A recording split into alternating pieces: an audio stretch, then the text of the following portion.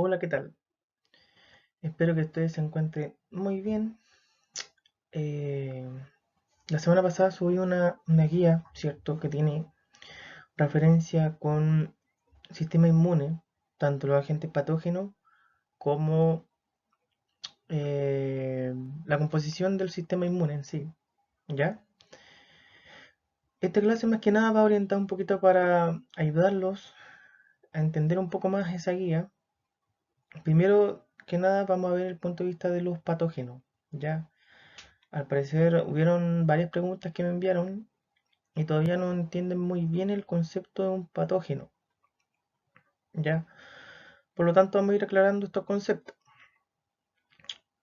En este caso, eh, primero que nada, acá lo que vamos a hacer, vamos a ver en esta clase o grabación, como ustedes quieren llamarlo, las características de las bacterias, virus, hongos, protozoos y priones. Todos ellos son organismos patógenos, todos. Un organismo patógeno en este caso es aquel que produce una enfermedad, ¿ya? Eh, Obviamente que este organismo puede ser un organismo vivo, como puede que no, que te vaya a producir una enfermedad y esa enfermedad es de largo plazo o puede ser de corto plazo dependiendo el tipo. Y acá vamos a comenzar primero con las bacterias, ¿ya? Vamos a ir viendo organismo por organismo. En este caso las bacterias son del reino procarionte, y eso usted debería saberlo, ¿sí? Pero por si acaso, eh, son generalmente unicelulares, que quiere decir que están solitas, andan solas por la vida. Hay de tipo autótrofas y heterótrofas. Autótrofas por lo general son más allegadas a la arqueobacteria y heterótrofas las que conocemos comúnmente. Hay algunas que son aerobias y anaeróbicas, o sea, hay algunas que necesitan del aire y otras que no.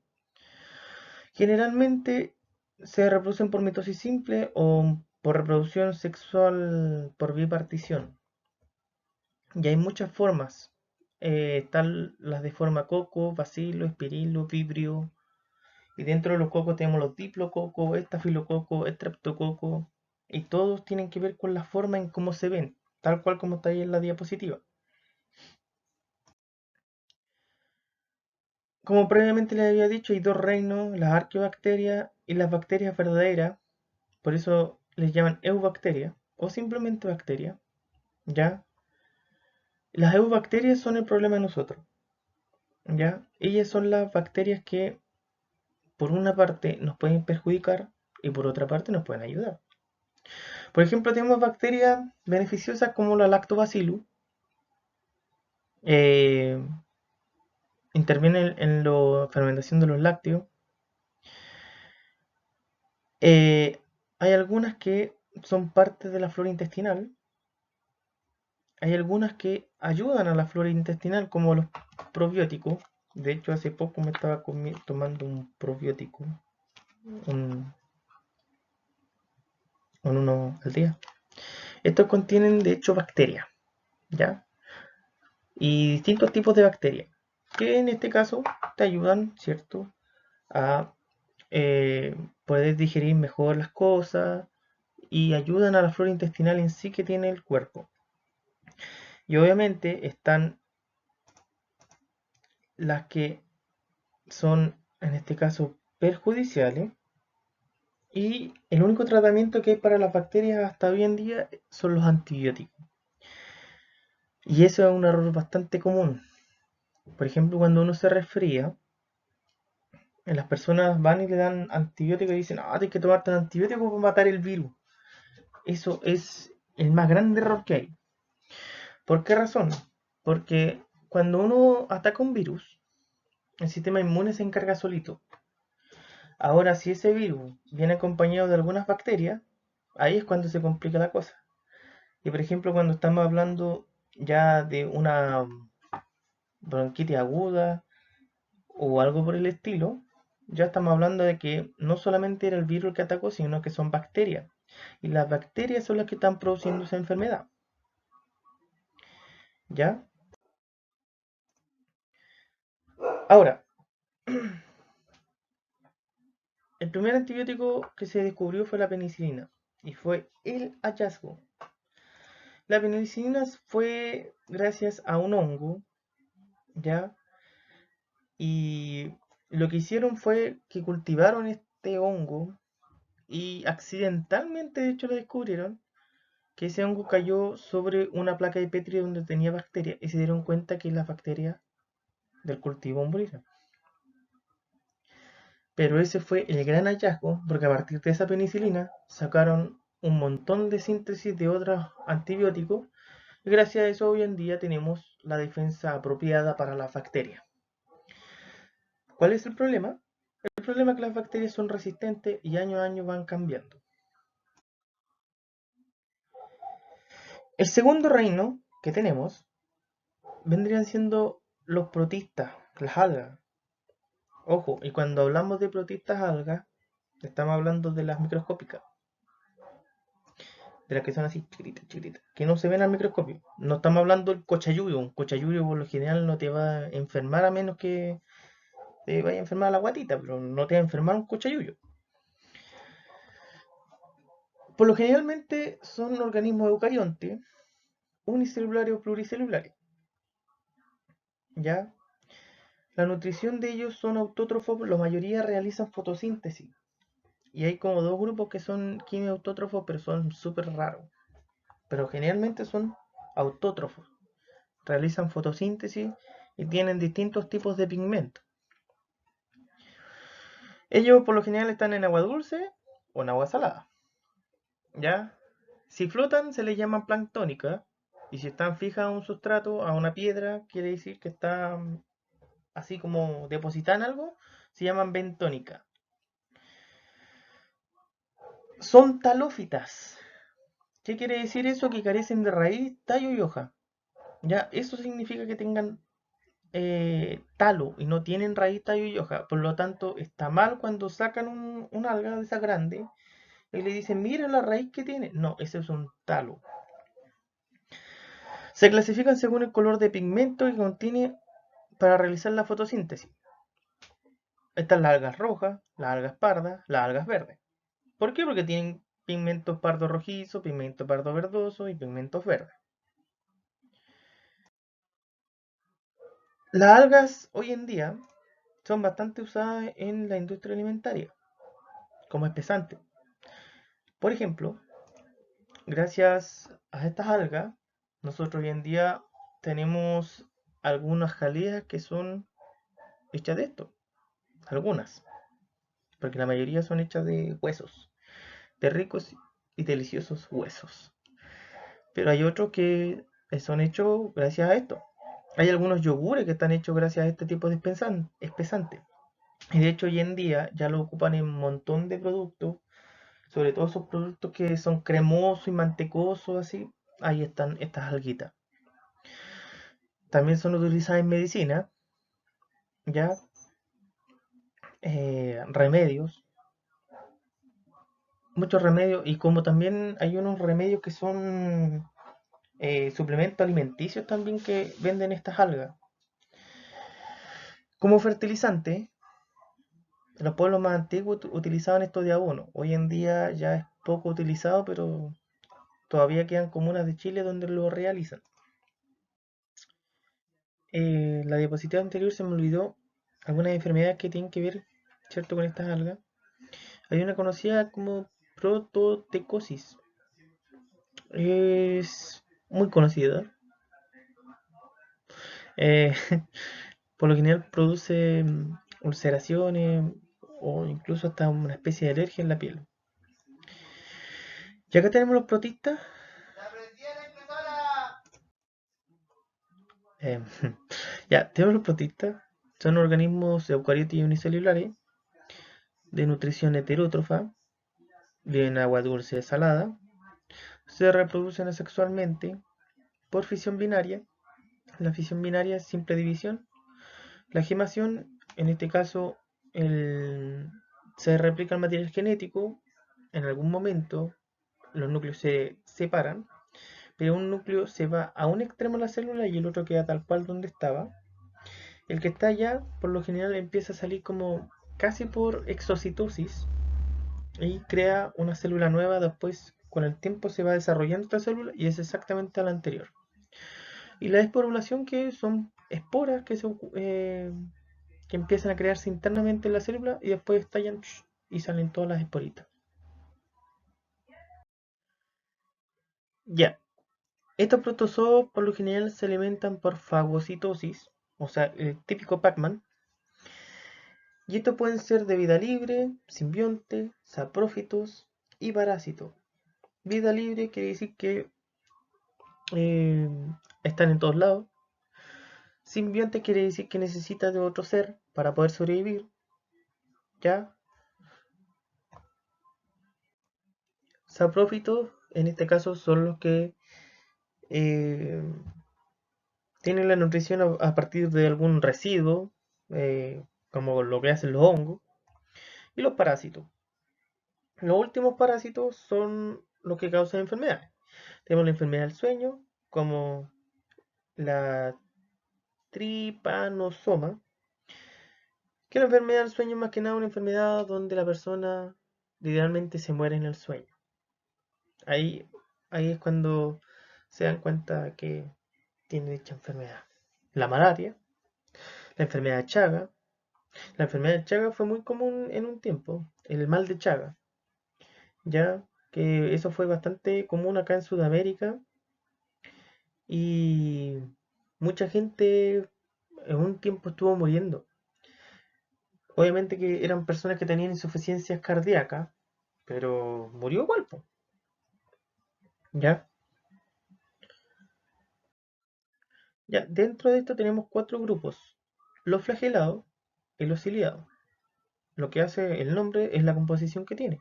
Los flagelados tienen un flagelo largo y los cilios tienen pequeñas sardillas alrededor de su cuerpo, ¿cierto? Que les sirven para su movimiento. El más conocido de ellos es el paramecio. Y acá, obviamente, tenemos un protozoo. El protozoo en este caso es una célula eucarionte, y esta célula eucarionte, la única diferencia es que tiene una vacuola contráctil. ¿Qué significa? Que es una vacuola que por lo general se estira y se recoge, y se estira y se recoge. ¿Por qué razón? Es más que nada por la movilidad que tiene este bichito. ¿Ya? Hay que imaginarse que es como una célula que está en un medio acuoso, que está en algo que se mueve, y dependiendo si tiene flagelo o cilio, si tiene cilios se va a andar dando vueltas así como en 360 grados y hasta moverse a ciertos lugares. Si tiene flagelo se va a mover como un espermatozoide, ¿ya? Y el resto, cada cosa que está ahí es exactamente lo mismo que tiene una célula normal. La única diferencia que hay está acá en lo que es el micronúcleo y un macronúcleo. Por lo general tienen dos núcleos. Un micronúcleo, más que nada para algunas funciones específicas que necesita este protozoo, y el macronúcleo, el típico núcleo que necesita para todas las funciones de replicación, creación de proteínas, etcétera, etcétera, etcétera. Después, el tercero que tenemos son los resópodos, que ellos tienen pseudópodos. Los pseudópodos se conocen como falsos pies, ya que significa que son partes de su cuerpo que da la impresión que tuvieran patitas y se mueven con eso, con partes de su cuerpo. Pero no son patitas, ya son partes de su cuerpo, por eso son falsos pies. Y los esporosos, ellos pobrecitos son inmóviles, pobrecitos.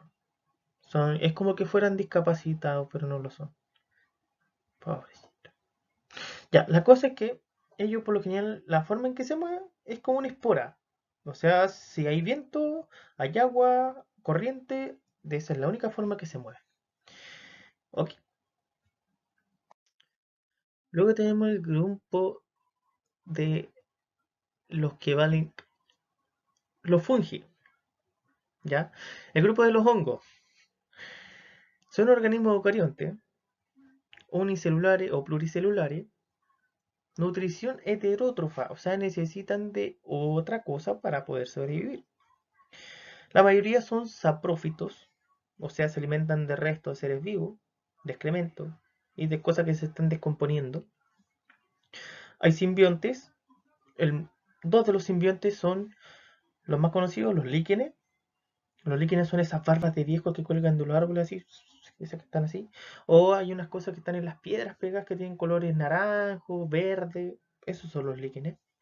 Que por lo general es una asociación simbiótica entre un hongo y un alga cianobacteria generalmente. Y las micorrizas, por lo general, son unas cosas raras, así como pelillos, que se encuentran en las raíces. Y la función que tiene ahí es entregar cierto, más que nada, nitrógeno a la planta. Y tenemos hongos que son parásitos. Y que esos son los que producen enfermedades, principalmente las tiñas. El pie de atleta, por ejemplo, es parte eh, de los hongos. Tenemos, las tiñas son súper peligrosas. El hongo del pie es súper peligroso. De hecho, las personas que tienen avanzados en la parte de los hongos de los pies de atleta avanzado, así, ya al límite que el pie se empieza a descascarar, y hay personas que le pasa, que se empieza a descascarar eso. Si yo, por ejemplo, paso mi mano ahí y toco ese pie y no me lavo las manos, como se dice, cooperé. Después ese hongo se me va a las manos. Lo primero que ataca son las uñas. Después de atacar la uña, ataca la piel. Y después la piel te queda así como descascarante, las uñas te quedan así, empieza incluso está como una especie de polvillo. Si yo me paso por el pelo, me da al principio, me puede dar una simple caspa. Si yo me trato a tiempo, me puedo comprar Medicas, ¿cierto? Medicas es súper bueno. Yo me compro Medicas y me olvido de la caspa. Ya, compro Medicas. Eh, si no hago eso, perfectamente puede llegar al límite de tener una tiña. Y las tiñas son prácticamente manchones donde se empieza a caer la piel, empieza a caerse el pelo. Y no sé si algún momento han visto un perrito con tiña, pero se ve horrible. ¿Ya? Por lo tanto, son súper peligrosos los hongos. Y estos tienen reproducción sexual, ya más que nada por el tipo de esporfitos que tienen, ya que ellos muchas veces se reproducen por espora y en algún momento estas esporas femenina y masculina se juntan y nace otro ser. Y asexual, obviamente, que si no encuentran a nadie, los pobrecitos se reproducen igual. Hay tres grandes grupos de hongos, ¿ya? Las levaduras son hongos unicelulares. Ojo, ahí con el tema de las levaduras, podemos encontrar levaduras que son buenas y levaduras que son malas. Las levaduras buenas son las del pan, ya, son comestibles. Yo si quisiera, voy, me puedo comer un trocito de levadura, no todo, algunas que son malas y otros que te voy a enfermar el estómago. Pero si un trocito no va a pasar nada. Y son comestibles, yo en el pan me los como después, cocido. La levadura de, por ejemplo, la cerveza, súper buena. Y hay levaduras que producen enfermedades. Dentro de estas levaduras que producen enfermedades, por ejemplo, la más conocida es la candidiasis. Candidiasis. O sea, sí, ya, ahí sí. Que es una infección vaginal, para el caso de las mujeres. Ya, ahora hay algo que es muy similar y que les da a los hombres. Y también, de hecho, son como especies de tiña estas levaduras igual. Así que también son peligrosas. Luego tenemos los mohos. Los mohos son hongos pluricelulares y son muy frecuentes en la naturaleza. ¿Dónde siempre están estos mohos? En la fruta que se descompone, en el tomate que hoy día fui a ver un tomate, estaba todo podrido, ahí es culpa del moho. Eh, el pan, cuando no lo tomo en cuenta, el pan empieza a tener una cosa, un polvillo verde y así como... Ya, esos son mohos. Los mohos, en otras palabras, es como que fuese un hongo de estos de los de afuera, pero microscópico, ¿ya? Y ellos también producen enfermedad. Por lo general, si estos se van a las vías respiratorias, eh, te enfermas con cuática, como se dice. No, ya mis conceptos. No puede ser. Tenemos las setas, las callampas le dicen de mala forma, ya, pero son setas, no son callampas. Hay un gran número de ellas que son comestibles y otras que son ultramente venenosas. También tenemos las relaciones simbióticas, como dije, los líquenes, que estamos viendo anteriormente. Los líquenes, esto más que nada es cultura general porque ellos prácticamente no crean enfermedades, ¿ya? Los líquenes por lo general son asociaciones simbióticas, a nosotros nos ayudan como bioindicadores para saber cuáles zonas tienen más o menos contaminación. ¿Por qué? Porque ellos ayudan a consumir minerales. Otro organismo patógeno, en este caso, son los priones. Los priones no son seres vivos, ¿ya? Los priones son, en este caso, proteínas infecciosas. Obviamente que son proteínas alteradas que por algún proceso, eh, ya sea enzimático o algo, se transformó, ¿cierto?, en una proteína muy mal alterada y esta proteína se siguió replicando y se siguió creando de este tipo de proteína. Y esta proteína prácticamente ataca al cerebro, al sistema nervioso. Produce enfermedades degenerativas. En otras palabras, esta proteína comenzó con el tiempo con esa enfermedad que se llamaba enfermedad de las vacas locas. En muchos países comenzaron con esto y se dieron cuenta de que la única forma de eliminar este prion era con altas temperaturas. Así que, ¿qué hicieron? Esos animales que estuvieron infectados, sobre todo las vacas, los eliminaban y le daba lo mismo en este caso si lo alcanzaban a morirse o no, pero los eliminaban antes. Una vez llegó a Sudamérica, a Argentina. En Argentina obviamente tuvieron que tomar miles de animales vacunos. Se los sacrificaron, a otros no alcanzaron y simplemente los tuvieron que quemar porque si no podía propagarse a otros animales y obviamente que la ganadería iba a perder plata. Ahora, en el ser humano también existe. Se llama enfermedad de Creutzfeldt. Ay, espera. Creuz, Creutzfeldt-Jakob.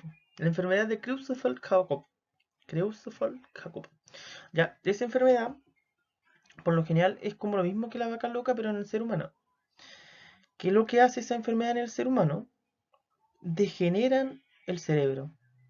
¿Y qué hacen, en otras palabras? Se comen el cerebro en vida. Las personas empiezan primero con ansiedades, después empiezan con depresiones, y llega un momento que la persona está loca. Y cuando está en ese momento, quiere decir que la enfermedad ya está muy avanzada. ¿Y por qué está loca? Muchas veces porque empiezan a perder partes de los sentidos, ¿cierto?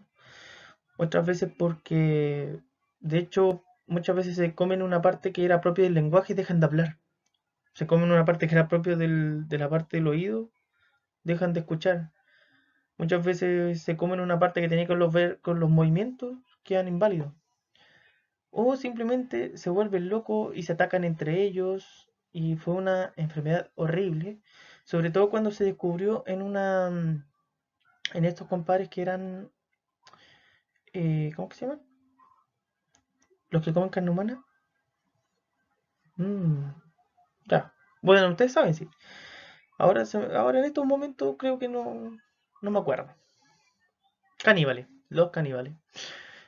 Hubo un tiempo que los caníbales cuando hacían esas ceremonias así como de matanza, el, el que ganaba todo eso se comía el cerebro del otro. Y obviamente en algún momento su cerebro empezaron a contagiarse de este prión y empezaron a caer como mosca.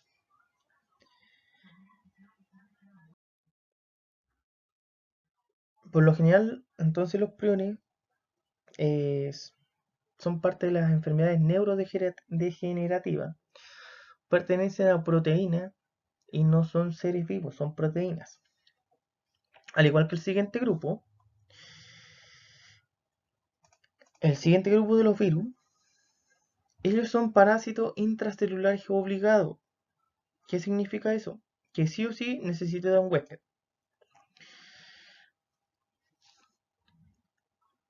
Si no tiene un huésped, no puede sobrevivir.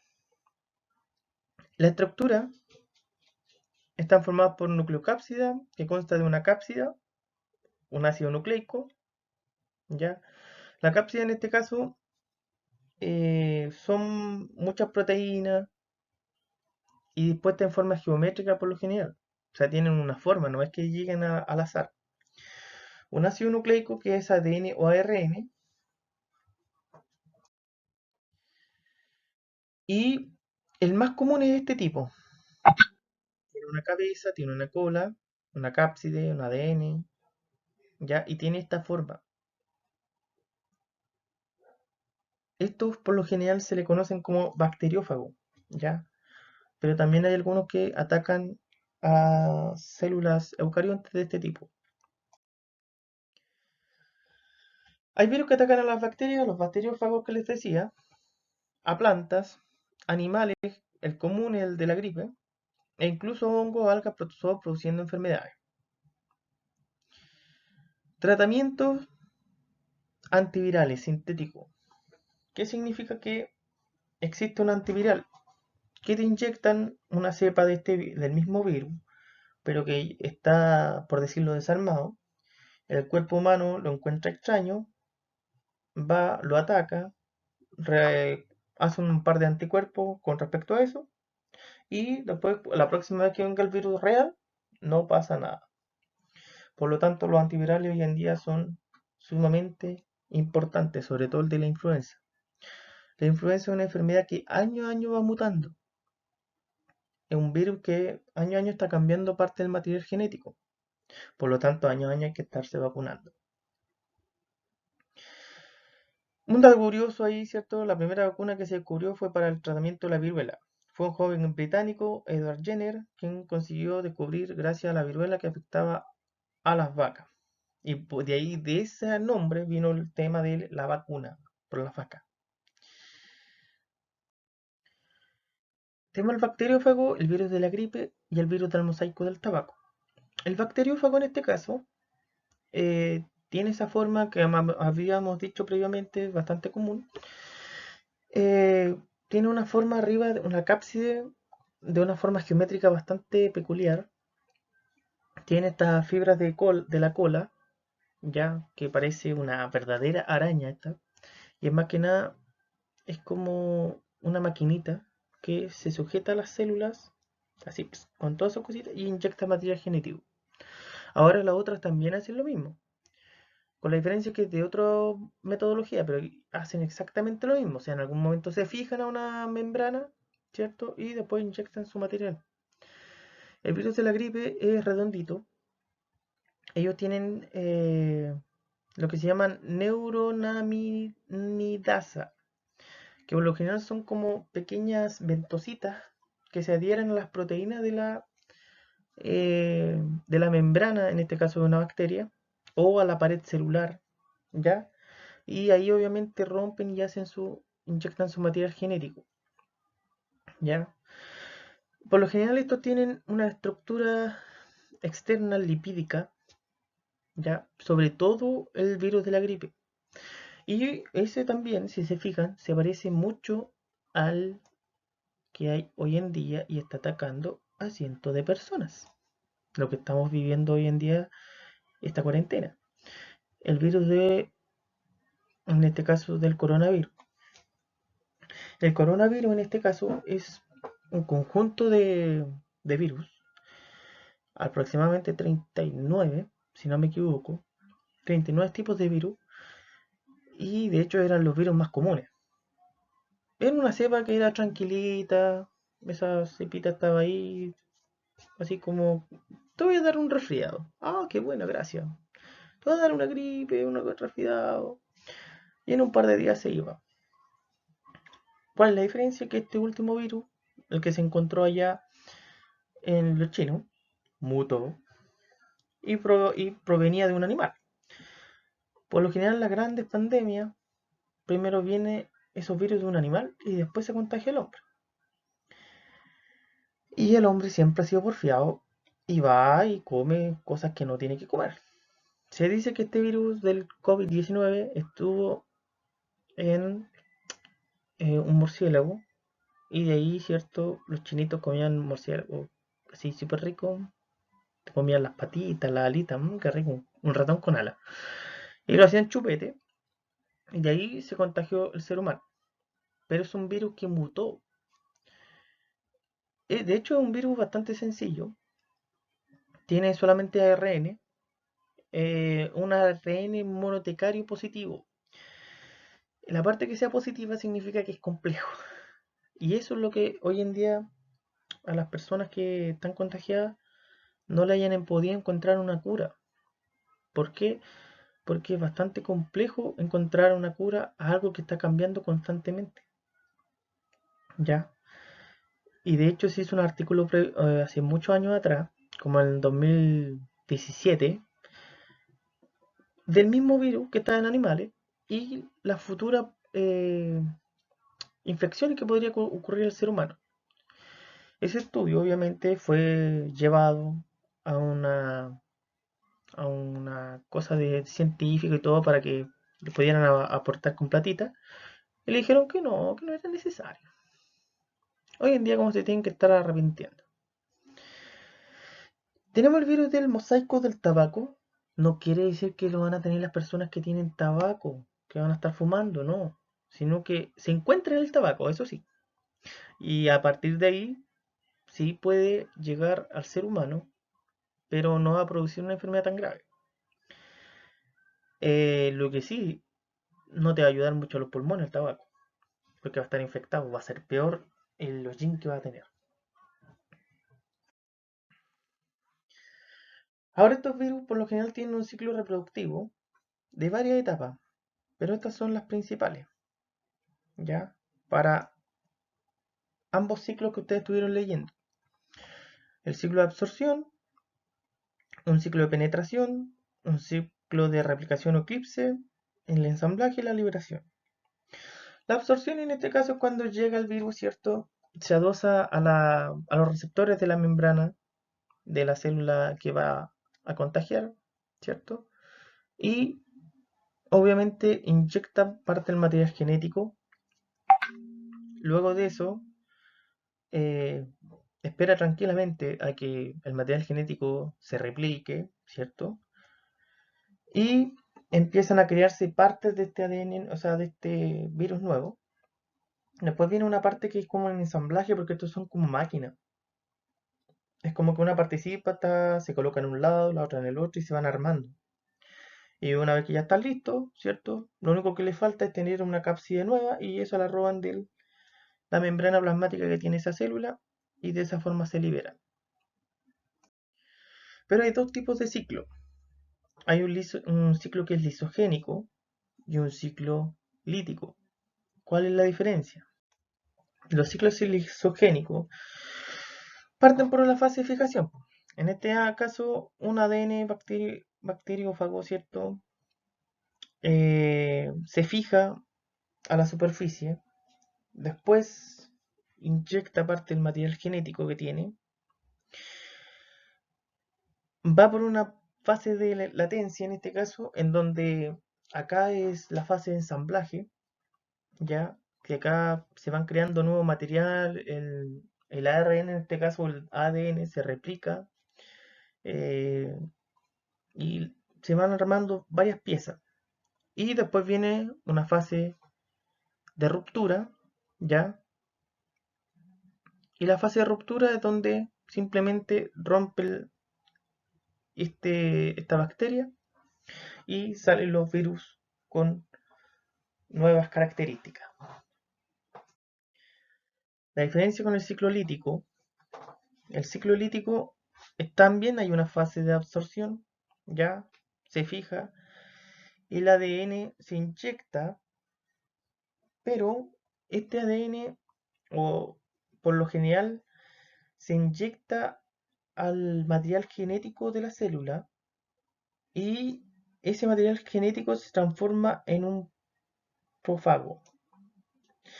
Este profago, la célula puede estar mucho tiempo así.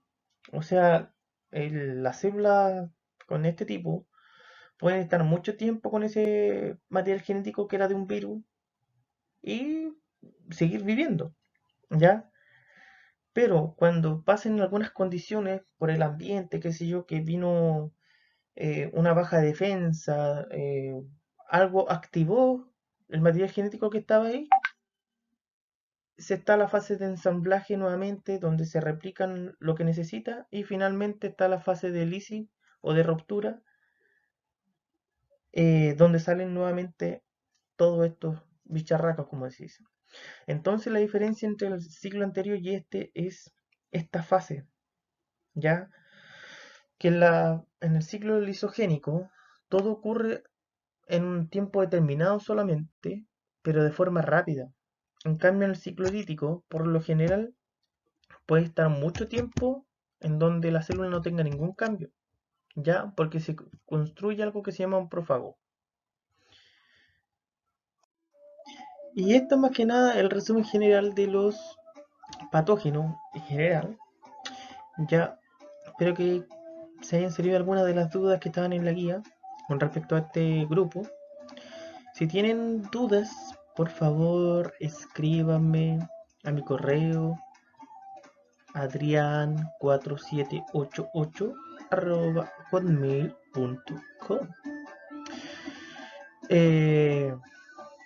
y antes de finalizar, obviamente, hay que incluir una tarea para la otra semana, sí.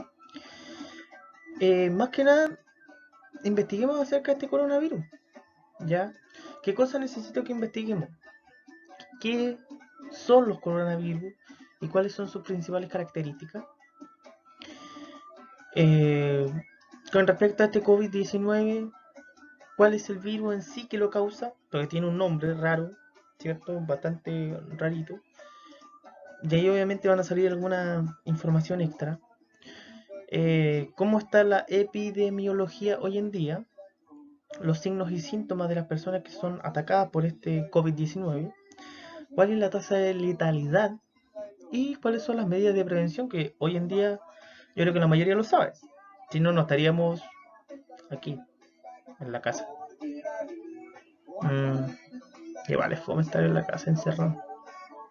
Por lo menos yo estaba encerrado, no he hecho nada y aquí estoy aburrido. Eh, no, en realidad no tan aburrido, pero sí, ya, como sea. Eh, las dudas, por favor, necesito que sean individuales. ¿Por qué? Por lo siguiente. Porque así voy a saber cuál es el estado de avance que va teniendo cada uno. Ya hay personas que por lo general les cuesta más que a otras y no todos van a tener las mismas preguntas. Por ejemplo, cuando me dicen que el curso tiene la pregunta y en realidad son 3 4 personas. Por eso cada uno tiene que escribirme, porque cada uno lo iré retroalimentando, mandando un correito, ¿ya? Ahora, las consultas desde 9 de la mañana hasta 1 de la tarde, después me voy a almorzar y después de la tarde a las 14:30 hasta las 17:30. Fuera de ese horario no voy a pescar a nadie, ¿ya? Si mandan después de ese horario, yo les voy a contestar al otro día. A menos que sea algo muy urgente, así como. Y que me digan, profe, me estoy muriendo a punto de fallecer, por favor, dígame la última palabra. Ya, hay una cosa así, sí. Sería la última palabra, ¿ya? Así que duda, consulta, pregúntenme. La pequeña tarea está dispuesta, se la voy a dejar en un Word. Este video se los voy a dejar en el Drive del colegio y también va a estar en un enlace que justo va a estar en el Word de instrucciones y lo pueden ver en YouTube, ¿ya? En el caso de los compañeros que no puedan tener esta información, yo les voy a subir la PPT, ¿ya? Esta PPT la voy a subir también. Así que no quiere decir que tienen que ver la PPT, tienen que ver el video, todo en cualquiera de las medidas, ¿ya? Yo sé que esto es complejo, estamos lejos, cuesta, si no están, ¿cierto?, explicándole encima a uno. Así que con mucho ánimo, traten de poner empeño, no se atrasen con las otras asignaturas también. Y espero que todo esto pase luego y nos volvamos a ver. Adiós. ¿Cómo se corta un día?